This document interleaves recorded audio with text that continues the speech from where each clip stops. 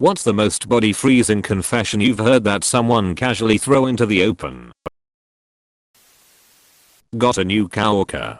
Within the first hour working with this person, he told me he got fired from a job for telling another female coworker a story. The story is he was fired from a different job for watching porn and jerking off in his office, brother. This story has already gotten you fired twice. Stop telling it. Every time he tells it, it adds to the story. So he's really just crafting the ultimate story one step at a time. What if didn't actually get fired from the first job for jerking it in the office, but has such a humiliation kink that he only says he did to anyone who would listen? I was talking to a very good friend of my now deceased father. He said that many years ago he talked my father out of murdering my mom. He believed she was cheating on him.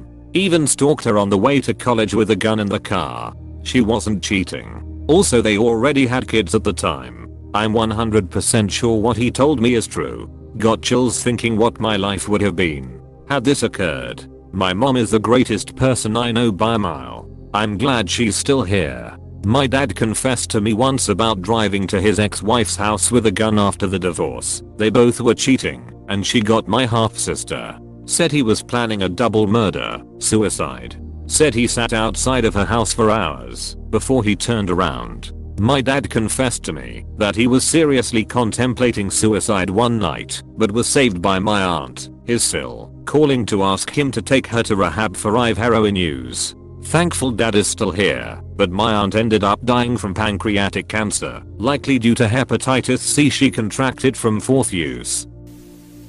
Not a direct confession, but a coworker told me about a lawsuit he was involved in that sounded interesting. So I googled it to see if I could find the court case. Instead, I found an article where he had gotten caught and arrested for filming minors. My wife told me this story after an evening out with her friend. They were drinking at a bar when a guy started to chat them up.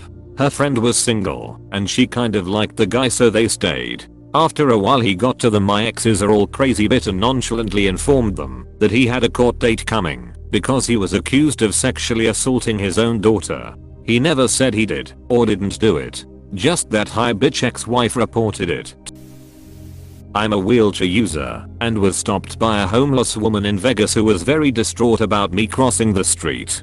She claimed she'd seen another wheelchair user get run over and killed on that particular road, and that I should always travel with someone abled for visibility purposes. She got hysterical at that point and I excused myself, promising to be careful. I was unsettled. I googled the incident later. Her mugshot came up in the search. She was the driver. Being the driver probably broke her. When I was in prison, they had to clean out a cell after a man had been stabbed to death by his cellie. I was in the cell next to that when the guard pulled him out. Him and another were laughing about how the deceased man cried and couldn't even speak English, and that they waited to pop the doors until the attackers stopped. I still hear that S when I try to sleep. That's disgusting. I hope you've found some peace. I don't know where or how with that, but man, I hope you found it.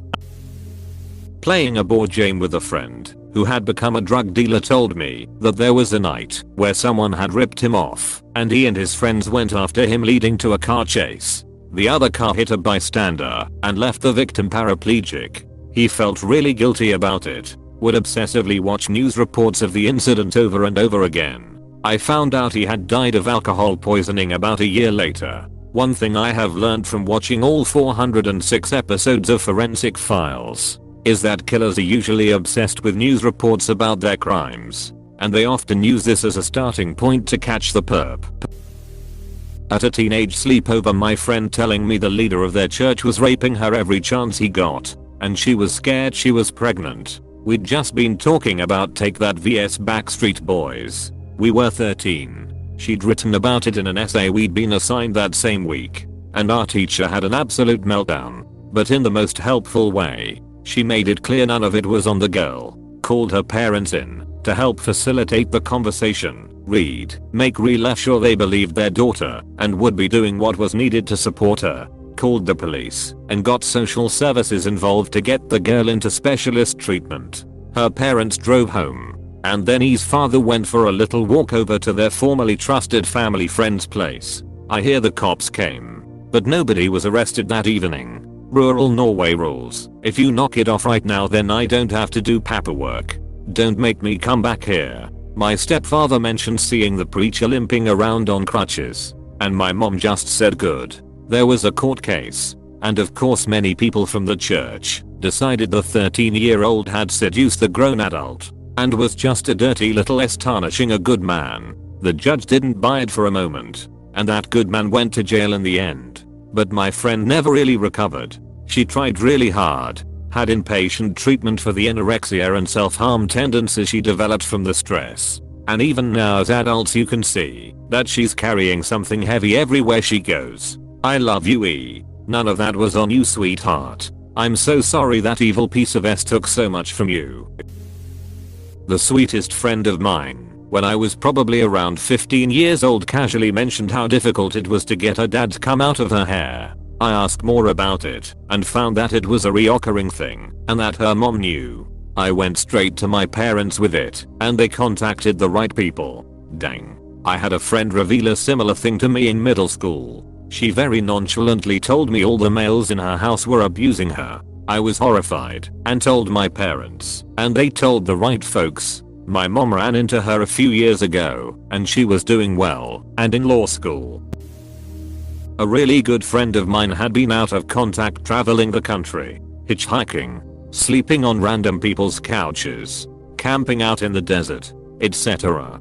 for around a year. And so when he came back we all got together to hang out, and it basically turned into a small party. At some point he just casually drops that he has a court date coming up and explains it was because his ex is suing him over the fact that he beat his infant daughter nearly to death sometime before he left. He then just tried to continue on with the party like nothing happened. I don't think I ever heard of anyone who was there hanging out with him again after that. I knew a high-level detective once, and it stuck with me, that he once said he felt most people were dying to tell you what happened / what they did. Like, it can serve them no good at all, but they just want it out. Like it feels like less of a burden or something. They want to drop it like a rest they just have to have, and are sure they will feel better. Wild turn of phrases maybe. Why I remember it. I used to sell cable. You would not believe some of the 70+ old people were left confess to you. I asked an older woman once what streaming services she used, cause I was trying to recommend her an internet speed. She takes a deep sighing breath and casually goes, my father used to sneak into mine and my sister's room at night. Mother told us to be proper girls and not air our dirty laundry to the neighborhood. I was just staring and all I could think to say was so. Netflix? Hulu? Part of that is probably some sort of dementia and things on her mind she always wanted out. Coming out. Poor woman. Met a guy. First date. 10 minutes into it, he tells me that he recently killed a cat with his bare hands, but can remember most of it. My dad once told me about one of his college buddies who loved doing nitrous oxide so much that he tied a bag of it around his head and asphyxiated. He said this in a joking way and chuckled until I pointed out that it was likely a suicide, then his face dropped like he hadn't ever thought of it. Oh man. That reminds me of ruining my mom's favorite joke, not a joke she used to share about me. She always wanted a daughter, but because she almost died when she was pregnant with my brother, my dad apparently refused to be with her, scared it was going to happen again. So she got him blackout drunk one night and got him to bed and conceived me. Always told that story with so much pride until I got old enough to understand sex and consent. And I asked her point blank why she was proud of raping dad in order to get pregnant with me. What did she say? A good friend of mine told me how, when he was 7 he went to pee and apparently got a little on the floor. His dad made him lay in front of the toilet and he pissed on him to teach him not to miss the toilet. He said this very casually. It's sad to know that definitely wasn't the only lesson his dad taught him, and that he said it like it was normal for that to happen. Oh, I'm really sorry about your friend. I truly hope he's doing okay. A woman from South Africa I met in college and I were talking after a psych class about trauma. We were discussing how physically safe she felt in that college town and casually dropped she'd been kidnapped and raped by a couple gang members back home. I was visibly shocked, but when I gently asked for more info she acted like it was just something that happened. Mentioned virtually no woman she knew growing up hadn't experienced sexual violence in South Africa. She was the first I'd met who casually discussed sexual coercion. Super validating since I'd experienced the same and hadn't told anyone at that point. I live in the US, but worked with a SAC guy who lived in Australia. He overstayed his visa time I think. Whatever it is, when you immigrate to Australia and was there illegally, he couldn't travel out of the country because he couldn't get back in. My company knew and turned a blind eye. He said in SAP, 1 in every 3 women get raped, and he had 2 daughters and a wife, and he looked me dead in the eyes and said, if we stayed there, which one do I pick to be raped? Obviously, he wouldn't be handing his family members over to anyone. He meant it in the context of he'd rather live illegally and risk it than stay in SA where something bad would certainly happen and his daughters wouldn't have a future. Was at a club one time with a group of work friends. One dude grew up super religious and it was his first time really drinking. He tearfully confessed he was gay and probably forgot the next day. I still follow his socials and he's still deep in the closet. I worked with a guy who came out to everyone on a Friday afternoon and then took it back the following Monday because his parents told him he wasn't over the weekend. Doing a job interview for an office clerical position. I'm the hiring authority. I asked the applicant if he had any problem serving customers of varied racial, ethnic or other backgrounds including people in prison or former prisoners. He says no, because as a child he was raped by Catholic priests. And then goes on for the next 10 minutes describing the rapes in detail. My colleagues and I were pretty flabbergasted. Like we just wanted to know if you were okay taking orders over the phone with people who may not speak English that well. It's so sad to think how many innocent kids have been raped by priests and nuns. Disgusting. When the first Harry Potter movie was released in 2001, my ex-boyfriend at the time told me while we were sitting in the theater that he had a crush on Hermione, Emma Watson, in the movie. She was 10. He was 25 at the time. I was pretty stunned at his casual comment about being attracted to a child. Anyways, a few years later it came out that he had sexually abused a young girl from the family who took him in when his mum kicked him out. He was 16. She was under 10 I think. So yeah, glaring red flags. In high school I went to a friend's house to smoke weed. This kid was a little sketchy, but I've known him like my whole life and we were always good friends. When I got there, 2 guys were there I had never seen before. Well, those guys proceeded to tell us about the night before, where they helped their friend set his house on fire because he killed his grandparents with a machete. They told us how they smoked weed in the house with the dead bodies of his grandparents and his dogs that he killed. This guy that killed his grandparents was on a 3-day meth bender and GI's grandpa tried to prevent him from leaving the house. So he got a machete and hacked them up. The guy had videos of him poking his own grandma's eyes with the machete on his phone and other absolutely gruesome stuff. This was in Oklahoma, if anyone is curious. The guy's name is Kyle Smith, and he got life in prison plus 10 years. The 2 weirdos that smoked weed and helped burn the house were also arrested and spent some time in prison. My mom picked me up so we could get food on my birthday a few years ago and randomly brought up an instance when me and her went to Disney for a cheering competition I was in where the only thing I asked for on the whole trip aside from food was this round Minnie Mouse plushie filled with those soft styrofoam like beads. It was so squishy and soft, so I took it to my mom and asked if I could have it. She had said no, so I just assumed parents saying no because they don't want me to have it. She casually drops why I wound up getting it on the last day of the trip. My BO dad and her were still married at the time and he drained their joint bank account on strippers at a local strip club. Her friend who was with us, whose daughter was also on the team, had to cover dinner for us that night and I didn't know. She had to call the next morning and ask her job to give her a 3-day advance on her paycheck as we weren't leaving until Saturday morning. So that was gonna be like 3.5 days without food for the day as our stay package only included breakfast at the resort. I already hated my BO dad by this point and I just couldn't believe he would be so reckless. I believed he would do it, but not that he would put me and my mom without food for 3+ days. The jackass. I still have that plushie by the way, it's in my closet. My BO dad though No contact edit. Thanks for the upvotes. Been on Reddit for so many years and this is my most upvoted comment. I had a coworker during karaoke night. Mind you, casually dropped that she loved deaf dogs and was actively looking for a donkey. Like, okay girl, my song's up next Sue.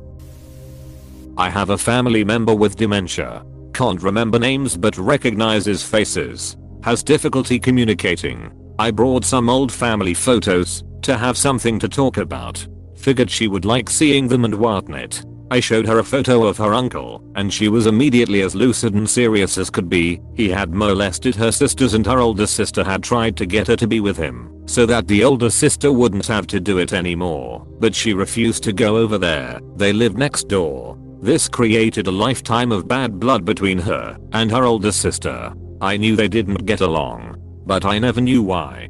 Her recounting this story, clearly and articulately, with people's names, was unbelievable. I hadn't heard her say with it for years. I knew Uncle D. We had gone over to his house countless times, and I had fond memories of him. Was this just some crazy story created by her dementia? Or was it real given how powerfully she remembers it? A colleague once randomly dropped by my desk and in conversation said that his uncle had molested him as a kid and then walked away. I still think about it a decade later. I met a guy at a bar and we had mad chemistry. I ran into him a few more times at the bar and he asked me to come home with him. He told me his uncle molested him when he was younger and he didn't want sex, just someone to hold him. I was like, wow, I'm so sorry that happened to you. And I also want to hang out, but don't want sex to be on the table. I was sober so I drove. And we went to his apartment and he played guitar for me. And we laid on his bed talking and snuggling and watching a Triumph the Comic Insult Dog video he had. It was honestly a fun and sweet night and I really liked him. Then early in the morning I drove him to his car and he told me he had herpes and he had gotten it from his ex-girlfriend who he was still getting over. I thanked him for telling me. Then I didn't see him for a few weeks and he didn't return my calls. I ran into him at the bar and he said he had checked himself into the psych hospital for a couple weeks because he was suicidal. I told him I hoped he was doing better. Shocking confessions were basically that guy's MO. One of my mom's friends, a tiny and friendly old man, once gave me a job at the cleaning service company where he worked. I was 18 and it was easy money. He was chatty and helpful. And over lunch he started talking about how he didn't hear so well out of one ear.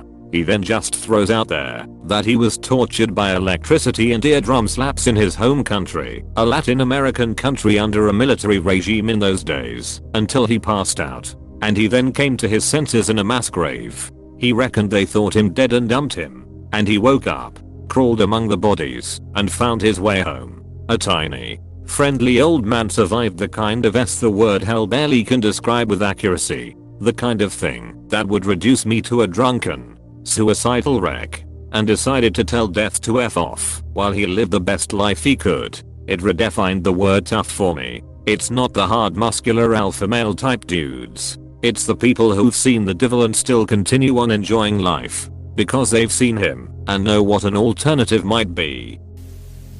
My grandmother married a man almost 20 years younger than herself shortly after my sister and I were born. When we were about 2 years old our mother went into a psychiatric facility and we were placed in my grandmother's care. About 4 or 5 months after this my sister got what my grandmother thought was a UTI, and upon examination it was discovered that she had gonorrhea. Long story short, there's an investigation and my grandmother's husband is arrested. Nearly 2 decades pass, and although my grandmother has divorced this man she has remained friends with his 2 sisters. The youngest, who is about 15 years her brother's junior. We are having a 4th of July celebration and the sisters are in attendance. They are telling my grandmother that her ex has been released from prison and is being housed in a facility for sex offenders. That's when the oldest sister drops the bombshell. It didn't stop him last time, and it won't stop him this time. We all just look at her in shock. What do you mean last time? Apparently shortly before marrying my grandmother he had been released from a mental institution after being hospitalized for diddling his youngest sister. The entire family knew he was a pedo and just kept it to themselves because he had committed his first act when he was still technically a minor, 17, and they had hoped the hospitalization had cured him. Then after he reoffended they literally just didn't mention any of this for damn near 2 decades, while simultaneously remaining close friends with my family, which was absolutely devastated by the act. Needless to say, we all cut contact with them. I was at an engagement party and an older man started talking about how, when he was working in a town that had recently had an ethnicity-based civil war, he and his coworkers found out a group of men from one ethnicity was gang raping primary school-aged girls from the other ethnicity. The man and his colleagues decided the best way to deal with it was to figure out where the guys involved lived, and over the course of one night, shoot them in the head and leave the bodies in the street as a warning to anybody else who might want to do the same thing. He had no problem with what he did, but was haunted by what the men were doing. He said something like, "Those men had no reason to be alive." I don't want to mention more details about where or when it happened. The story came up because a guest at the party was from someplace very close by. My boss's husband throwing in that he fucked his aunt when he was 19, as in a brag of how much pee he got when he was younger. An old fandom friend told me about her stepmom who she absolutely hated. Apparently her dad had problems with her as well. One morning the woman just abruptly disappeared out of their lives forever, and the only thing she took with her was the mattress. An ex-girlfriend of mine, who is an RN, admitted that she was holding her ex-husband's insulin pump while he was sleeping, and was changing the dose rate to maximum so he would die. All because she hated him. She told me she set it back to his normal dose and eventually left him instead. She said it so casually too. Needless to say, we didn't make it much longer.